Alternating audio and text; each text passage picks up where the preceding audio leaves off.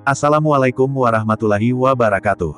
Fudail bin Iyad, nama kunyahnya Abu Ali, adalah seorang ulama sufi yang menghabiskan sisa hidupnya di Makkah dan meninggal di tanah haram tersebut.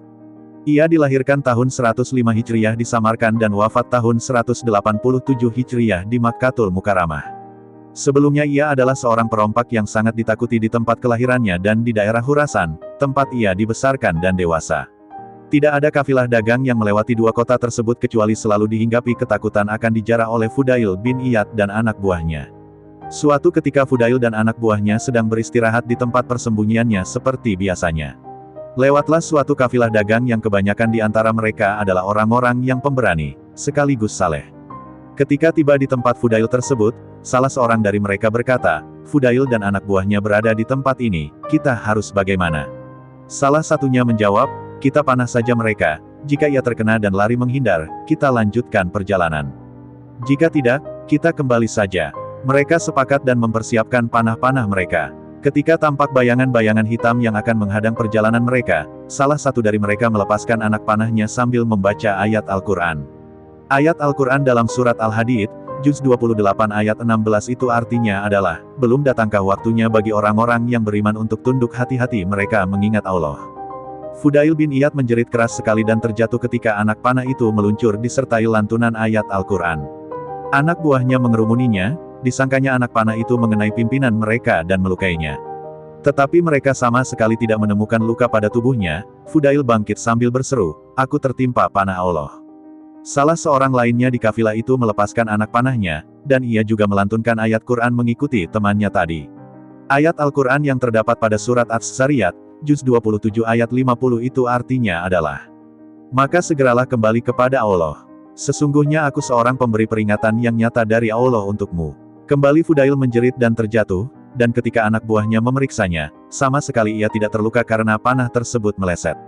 Ia hanya bangkit lagi sambil berkata, "Aku terkena panah Allah." Satu orang lagi melepaskan anak panah ke kelompok perompak Fudail bin Iyad, dan ia juga melantunkan satu ayat Al-Quran. Ayat Al-Quran itu terdapat pada surat Az-Zumar, Juz 24 ayat 54, artinya adalah, "Dan kembalilah, bertaubatlah kamu kepada Tuhanmu, dan berserah dirilah kepadanya sebelum datang azab kepadamu kemudian kamu tidak dapat ditolong lagi." Lagi-lagi Fudail menjerit lebih keras walau anak panah itu tidak mengenai dirinya. Ia berkata kepada anak buahnya, "Kalian semua pulanglah. Aku menyesal telah melakukan semua kejahatan ini, hatiku takut kepada Allah. Aku akan meninggalkan semua yang telah aku lakukan selama ini." Fudail segera pulang, kemudian ia berkemas untuk meninggalkan tempatnya bergelimang dengan kejahatan tersebut. Ia berniat hijrah ke Makkatul Mukarramah dan tinggal di sana untuk menebus semua kesalahannya selama ini dengan bertaubat dan beribadah di tanah haram tersebut. Ketika ia tiba di Naharwan, ia berkunjung kepada Khalifah Harun al-Rashid, raja dari Bani Abbasiyah yang terkenal saleh dan sangat menghargai ilmu pengetahuan. Ketika tiba di hadapannya, tiba-tiba Harun al-Rashid berkata, "Hai Fudail, sesungguhnya dalam mimpiku aku mendengar seruan." Fudail takut kepada Allah, ia memilih untuk mengabdinya, maka sambutlah dia. Mendengar ucapan tersebut, Fudail menjerit dan berkata, "Ya Allah, dengan kemuliaan dan kebesaran-Mu, Engkau cintai hamba-Mu yang penuh dosa ini, yang telah meninggalkan-Mu selama 40 tahun dalam gelimang dosa."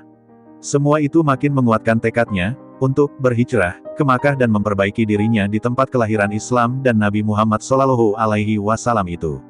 Salah seorang sahabat Fudail yang juga tinggal bersamanya di Makkah, Abu Ali Ar-Razi berkata, "Selama 30 tahun aku tidak pernah melihat Fudail tertawa, atau sekedar tersenyum yakni, ia selalu dalam kesedihan karena dosanya di masa lalu kecuali ketika anaknya yang bernama Ali meninggal."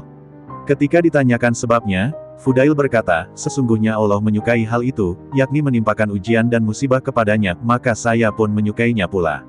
Dalam riwayat lainnya disebutkan, bahwa Fudail bertaubat karena seorang wanita yang dicintainya.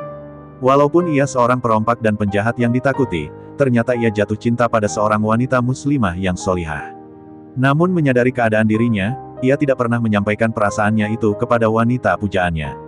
Untuk melampiaskan kerinduannya, seringkali ia memanjat tembok rumah wanita untuk sekedar bisa memandang wajahnya. Suatu malam, ketika ia memanjat tembok rumah itu seperti biasanya, ia mendengar wanita pujaannya itu, dalam riwayat lain, suara seseorang atau suara tanpa wujud atau hatif sedang membaca Al-Quran, surat Al-Hadid ayat 16 yang artinya adalah, "Belum datangkah waktunya bagi orang-orang yang beriman untuk tunduk hati-hati mereka mengingat Allah." Hati Fudail bergetar mendengar ayat tersebut dan pikirannya jadi gelisah. Tiba-tiba saja ia bergumam, "Ya Allah, telah datang waktunya." Ia kembali ke tempat persembunyiannya ketika akan merompak kafilah yang melewati tempat itu.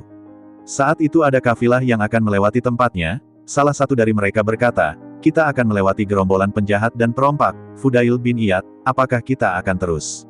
Seorang temannya berkata, "Kita berangkat besok pagi saja, malam ini Fudail sedang berkeliaran, kalau kita terus, mereka akan merampas semua barang dagangan kita." Fudail makin tertunduk malu. Bukan malu kepada kafilah itu karena mereka tidak mengetahuinya, tetapi malu kepada Allah. Begitu buruknya nama dan perilakunya di mata kebanyakan orang sehingga bisa menghambat dan mengganggu aktivitas mereka. Malam itu ia membubarkan kelompok perompaknya dan menyuruh anak buahnya untuk pulang ke rumahnya masing-masing. Ia sendiri memutuskan untuk bertobat dan pindah ke Makkah, dan mengisi sisa hidupnya dengan ibadah demi ibadah.